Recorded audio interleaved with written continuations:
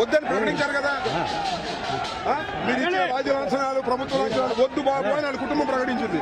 మీరు ఎందుకు రావడం, గుండె ముక్కు పోవడం, ఏదో మీరు పగల విషయం చూడడానికి అర్థం ఉండాలి కదా, కనీసం అర్థం ఉండాలి కదా. చచ్చిపోయిన తర్వాత అయినా సరే, మనిషి పోయిన తర్వాత అయినా ఆయన కోరిక తీర్చే క్రమంలో కుటుంబం ఉంటే మీరెందుకు వచ్చి మోగిస్తారు? అవసరం మాకు వద్దు బాబు అని ఫ్రీగా చెప్పారు.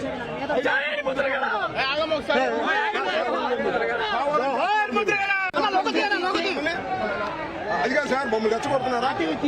వద్దని ప్రకటించారు కదా. మీరు ఇచ్చే రాజ్య లాంఛనాలు ప్రభుత్వ లాంఛనాలు వద్దు బాబు అని వాళ్ళ కుటుంబం ప్రకటించింది. మీరు ఎందుకు రావడం, గుండె ముక్కు పోవడం, ఏదో మీరు పగల విషయం చూడడానికి అర్థం ఉండాలి కదా, కనీసం అర్థం ఉండాలి కదా. చచ్చిపోయిన తర్వాత అయినా సరే, మనిషి పోయిన తర్వాత అయినా ఆయన కోరిక తీర్చే క్రమంలో కుటుంబం ఉంటే మీరెందుకు వచ్చి మోగిస్తారు?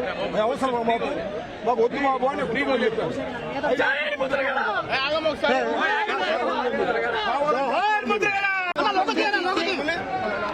అది కాదు సార్, మమ్మల్ని రెచ్చగొడుతున్నారా? వద్దని ప్రకటించారు కదా. మీరు ఇచ్చే రాజ్య లాంఛనాలు ప్రభుత్వ లాంఛనాలు వద్దు బాబు అని వాళ్ళ కుటుంబం ప్రకటించింది. మీరు ఎందుకు రావడం, గుండె ముక్కు పోవడం, ఏదో మీరు పగల విషయం చూడడానికి అర్థం ఉండాలి కదా, కనీసం అర్థం ఉండాలి కదా. చచ్చిపోయిన తర్వాత అయినా సరే, మనిషి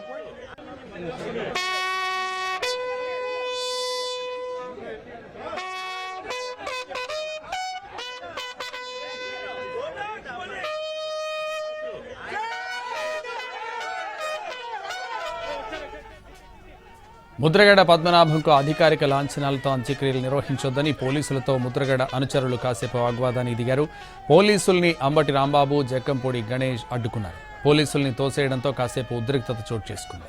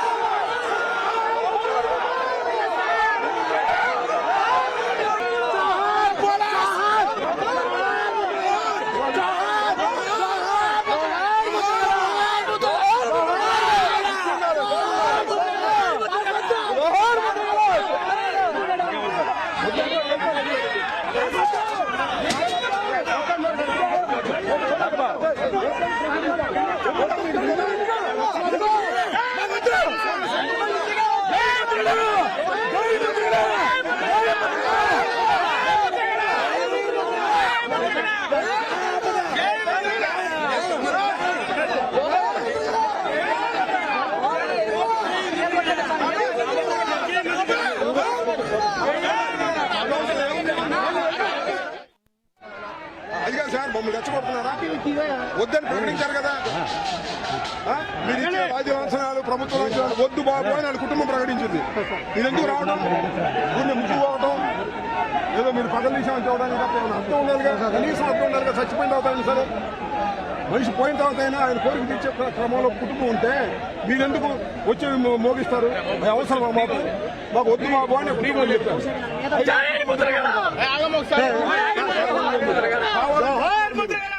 ముద్రగడ పద్మనాభంకు అధికారిక లాంఛనాలతో అంత్యక్రియలు నిర్వహించొద్దని పోలీసులతో ముద్రగడ అనుచరులు కాసేపు వాగ్వాదానికి దిగారు. పోలీసుల్ని అంబటి రాంబాబు, జక్కంపూడి గణేష్ అడ్డుకున్నారు. పోలీసుల్ని తోసేయడంతో కాసేపు ఉద్రిక్తత చోటు చేసుకుంది. ఏదో మీరు పగల విషయం చూడడానికి అర్థం ఉండాలి కదా, కనీసం అర్థం ఉండాలి కదా.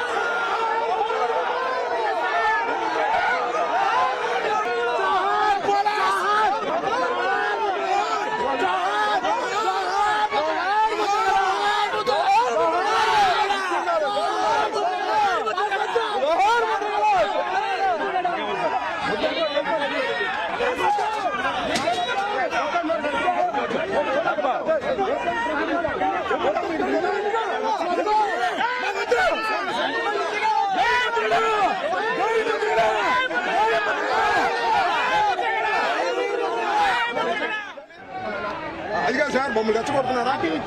వద్దని ప్రకటించారు కదా. మీరు ఇచ్చే రాజ్య లాంఛనాలు, ప్రభుత్వ లాంఛనాలు వద్దు బాబు అని వాళ్ళ కుటుంబం ప్రకటించింది. ఇది ఎందుకు రావడం, కొన్ని ముగ్గు పోవడం, ఏదో మీరు పగల విషయం చూడడానికి తప్ప ఏమైనా అర్థం ఉండాలి కదా, కనీసం అర్థం ఉండాలి కదా. చచ్చిపోయిన తర్వాత సరే, మనిషి పోయిన తర్వాత అయినా ఆయన కోరిక తీర్చే క్రమంలో కుటుంబం ఉంటే మీరెందుకు వచ్చి మోగిస్తారు? అవసరం మాకు వద్దు బాబు అని కుటుంబం చెప్పారు.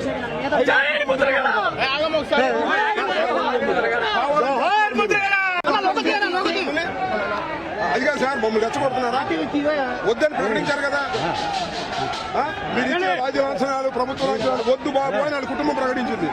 ఇది ఎందుకు రావడం, కొన్ని ముగ్గు పోవడం, ఏదో మీరు పగల విషయం చూడడానికి తప్ప ఏమైనా అర్థం ఉండాలి కదా, కనీసం అర్థం ఉండాలి కదా. చచ్చిపోయిన తర్వాత సరే, మనిషి పోయిన తర్వాత అయినా ఆయన కోరిక తీర్చే క్రమంలో కుటుంబం ఉంటే మీరెందుకు వచ్చి మోగిస్తారు? అవసరం మాకు వద్దు బాబు అని కుటుంబం చెప్పారు.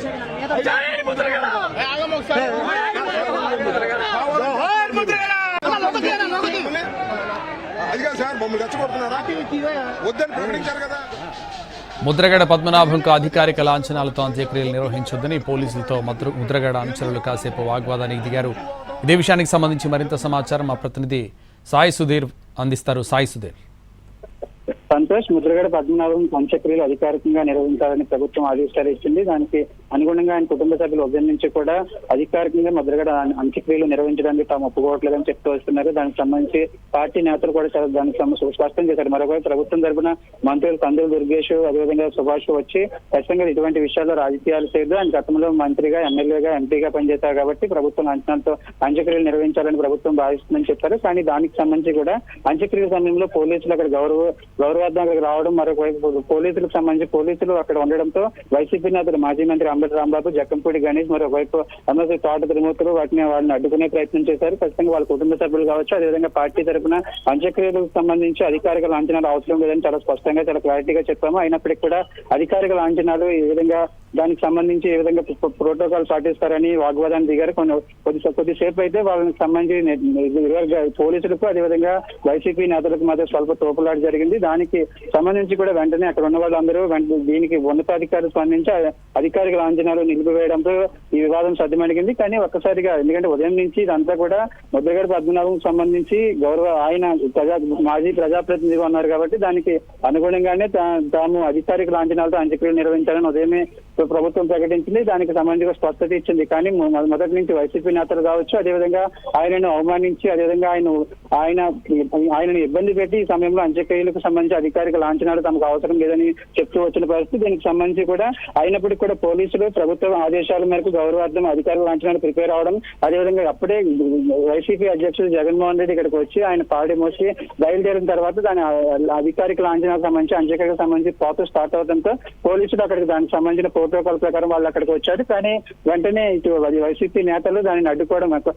ఎందుకంటే ముద్రగడకు చెప్పినట్టు ఆయన ఇంటికి సంబంధించిన స్థలంలోనే, ఇంటి పక్కనే ఆయన అంత్యక్రియలు నిర్వహించడానికి అన్ని ఏర్పాట్లు చేశారు. ముందుగానే ఆయన దానికి సంబంధించి కుటుంబ సభ్యులకు చెప్పారు, తనను దహనం చేయొద్దు, ఖననమే చేయాలని చెప్పారు. దానికి సంబంధించి కూడా పూర్తి స్థాయిలో ఏర్పాట్లు ఏర్పాట్లు జరిగినప్పుడు కూడా ఒకవేళ వాళ్ళ కుటుంబ సభ్యుల నుంచి అబ్జెక్షన్ ఎదురైంది కాబట్టి ఒకవేళ పోలీసులు దానిపై వెనక్కి తగ్గారని భావించారు. కానీ చివరి నిమిషంలో పోలీసులు అక్కడికి రావడం, అధికారిక లాంఛనాలకు సంబంధించి ఏర్పాట్లు చేయడంతో, గాల్లోకి బుల్లెట్లు దానికి సంబంధించి ప్రాసెస్ స్టార్ట్ చేయడంతో వెంటనే వైసీపీ నేతలు అభ్యంతరం చెప్పారు. వాళ్ళ కుటుంబ సభ్యులకు, అదేవిధంగా ముద్రగడ పద్మనాభంతో ఇష్టం లేని పనులు చేయనవసరం లేదని చాలా స్పష్టంగా చెప్పారు.